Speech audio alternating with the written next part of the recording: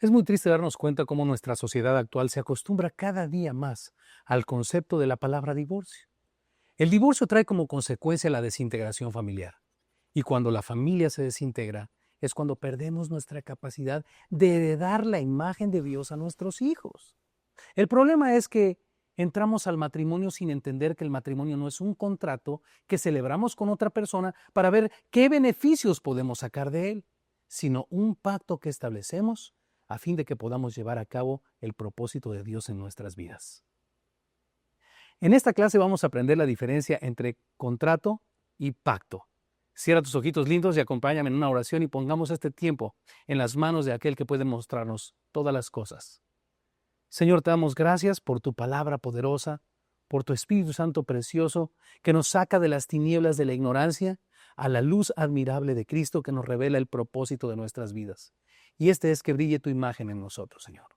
Ayúdanos, Señor, en esta clase a entender tus principios, Señor, los principios de tu palabra para poder hacer una unidad maravillosa con nuestros cónyuges que pueda reflejar tu imagen y nos permita cumplir con el propósito de heredarla a nuestros hijos y a todas nuestras descendencias hasta que tú vengas, Señor.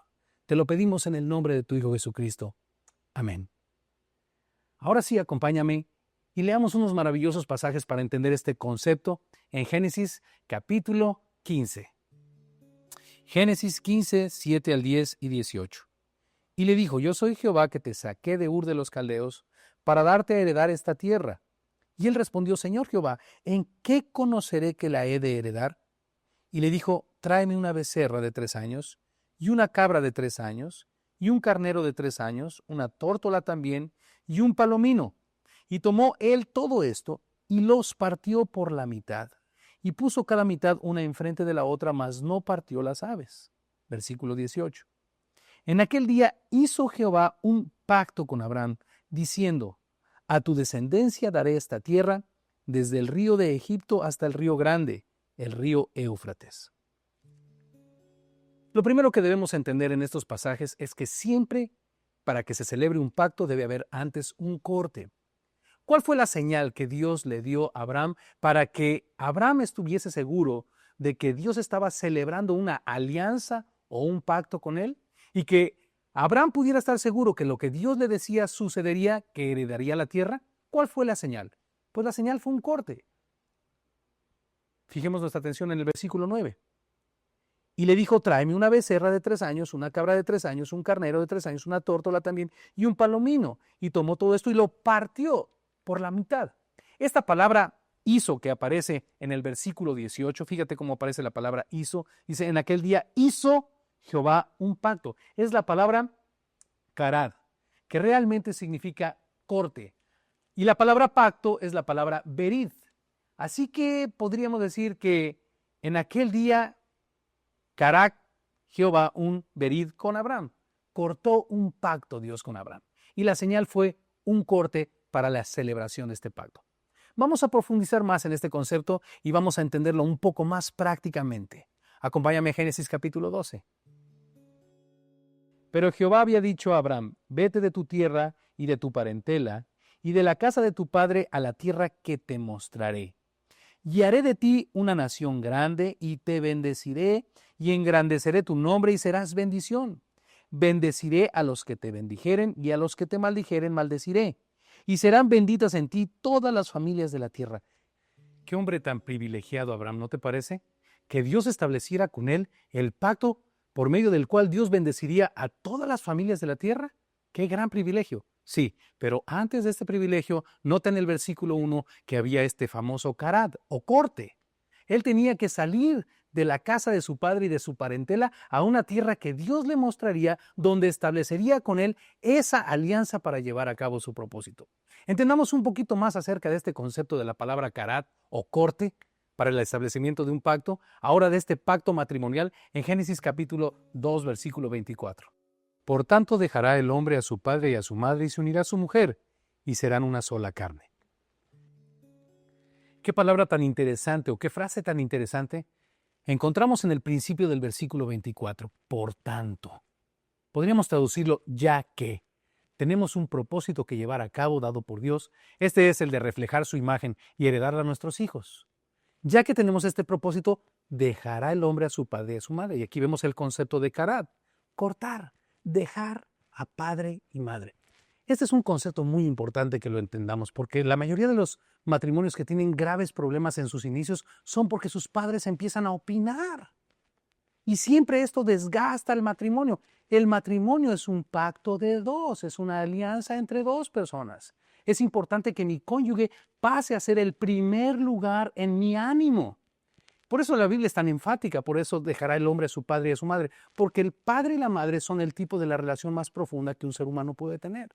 Imagínate, si la Biblia nos dice que dejemos al padre y a la madre, cuánto no cualquier otra cosa, cuánto más no cualquier cosa que pudiera interrumpir mi relación prioritaria con mi cónyuge. El segundo elemento es que nos uniremos. Ahora, este elemento nunca va a llegar a ser una realidad poderosa hasta que no apliquemos el primero, que es dejar al padre y a la madre, y constituir a mi cónyuge como la prioridad de mi vida. Ahora, unirse. Muchos matrimonios dan por sentado que estas cosas van a llegar por sí solas. Que yo me caso, voy al altar, hago muchas promesas y el matrimonio exitoso se va a dar a lo largo de los años. Eso es un pensamiento muy romántico, pero esto no va a ser así. Nosotros tenemos que trabajar en el desarrollo de un matrimonio que pueda cumplir con el propósito de Dios. Así que tengo que tener tiempos de comunión espiritual con mi esposa o con mi cónyuge. Tengo que tener tiempos de comunicación donde le demos curso, sentido a la misión y al desarrollo de la misión, la visión que Dios nos ha dado. Tenemos que tener comunicación. Una vez que he dejado a mi padre y a mi madre, no nos vamos a quedar en blanco. Ahora tenemos que unificar nuestro criterio como matrimonio para cumplir el propósito de Dios en nuestras vidas. Y es entonces, y solamente hasta entonces, que yo podré pasar a ese tercer elemento, ser una sola carne, ser un solo proyecto financiero, un solo proyecto en la relación de la educación de nuestros hijos, muy interesante y muy importante, un solo proyecto en los alcances y en los sueños de nuestra vida, un solo proyecto en las estrategias que me permitan llevar a cabo el propósito de Dios. Para poder ser una sola carne, para conquistar ser un verdadero matrimonio exitoso, entonces primero tengo que dejar cualquier otra alianza y entender que mi cónyuge pasa a ser el primer lugar, mi aliado principal en el desarrollo del propósito de Dios en mi vida. Segundo, debo tener tiempos de unificación, de comunión, de comunicación. Y tercero, tener todo en común, ser un solo proyecto, ser una sola carne. Ahora, ya que hemos entendido esta escalerita de tres cosas tan preciosas, dejar, unirse y ser, ahora acompáñame a Eclesiastés capítulo 4 y entendamos 5 conceptos más para poder desarrollar un verdadero matrimonio como un pacto. Eclesiastés 4:9. Mejores son dos que uno porque tienen mejor paga de su trabajo. Esta es una maravillosa verdad que muy frecuentemente se olvida con el paso de los años en el matrimonio, que son mejores dos que uno. Muy frecuentemente, olvidando esta verdad, hacemos aliados o buscamos aliados fuera de nuestro cónyuge y sufrimos una gran pérdida. Acuérdate que lo que tenemos con nuestro cónyuge es un matrimonio como un pacto, no un contrato. Un pacto es una alianza donde mi cónyuge se ha convertido en un aliado. Así que yo debo de usar de este instrumento que es aliado conmigo para poder llevar más eficazmente el propósito de Dios en mi vida. Y dice que mejores son dos que uno porque reciben mejor paga por su trabajo. Así que haz parte a tu cónyuge de tus sueños, de tus metas, de tus ilusiones. Una de las cosas muy frecuentes que pasan es que en los matrimonios cada quien tiene su presupuesto. He escuchado hasta decir del marido que guarda una parte de su salario para que su esposa no se entere para poder llevar a cabo sus cosas.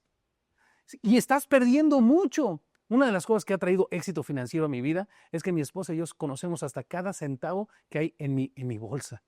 No tenemos dos presupuestos familiares, tenemos un solo presupuesto. Nos encanta compartir. Comparte todas las cosas con tu cónyuge. Este es un maravilloso secreto, una verdad. Mejores son dos que uno. Nos encanta compartir a mi esposa y a mí. Cuando vamos de compras, una camisa, un pantalón, unos zapatos, unos calcetines, cualquier cosa que nosotros adquiramos, sea para el uno o para el otro, nos encanta estar juntos. Mejores son dos que uno. No te olvides de esta maravillosa verdad. Y la palabra de Dios dice que para que tengamos éxito matrimonial, hagas parte a tu cónyuge en todos tus sueños, tus metas, tus ilusiones, estrategias, porque tenemos un maravilloso propósito. Segunda condición que Dios nos da maravilloso o segundo consejo que Dios nos da. En el siguiente versículo, Eclesiastés 4:10. Porque si cayeran, el uno levantará a su compañero, pero hay del solo que cuando cayere, no habrá segundo que lo levante. Otra verdad maravillosa que nos muestra este versículo 10 es que cuando mi cónyuge cae, caigo yo con él. Dice, porque si cayeren. Yo no debo ignorar esta verdad, porque cuando mi cónyuge cae, mis fuerzas se ven diezmadas también. Acuérdate que tenemos un solo proyecto. Dios nos ha hecho una sola carne con un propósito. Así que no puede pasarme cosa peor que ver caído a mi aliado. Y dice la palabra de Dios en este mismo versículo que yo estoy puesto pues para levantarle, para restaurarle. Hay dos tipos de caídas, ¿no? Las caídas de cuando te pasa alguna situación adversa en tu vida, que has perdido tu trabajo, entraste en depresión, hay un estrés, etc. Y la otra tipo de caída es cuando has cometido un error. En ninguno de los dos casos estás para recriminarle, sino para levantarle. No hay nada mejor que puedas hacer que si tienes una fortaleza en una área donde ves en tu cónyuge debilidad, uses esa fortaleza para levantarle. La palabra de Dios dice en 1 Corintios 13 que el amor no es jactancioso. No te jactes de tu fuerza para hacer leña del árbol caído. Al contrario, acuérdate que tú también tienes muchas debilidades en muchas áreas.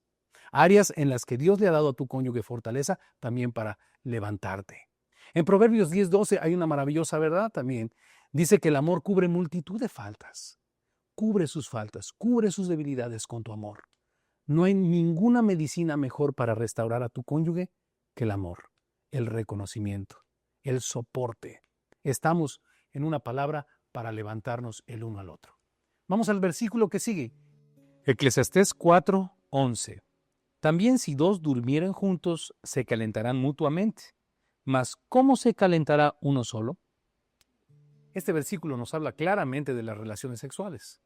Para ampliar un poquito más este concepto, acompáñame a 1 Corintios capítulo 7, versículo 3 al 5. El marido cumpla con la mujer el deber conyugal, y asimismo la mujer con el marido. La mujer no tiene potestad sobre su propio cuerpo, sino el marido, ni tampoco tiene el marido potestad sobre su propio cuerpo, sino la mujer. No os neguéis el uno al otro, a no ser por algún tiempo de mutuo consentimiento, para ocuparos sosegadamente en la oración, y volved a juntaros en uno para que no os tiente Satanás a causa de vuestra incontinencia. Es un hecho que las relaciones sexuales juegan un papel muy importante dentro del matrimonio.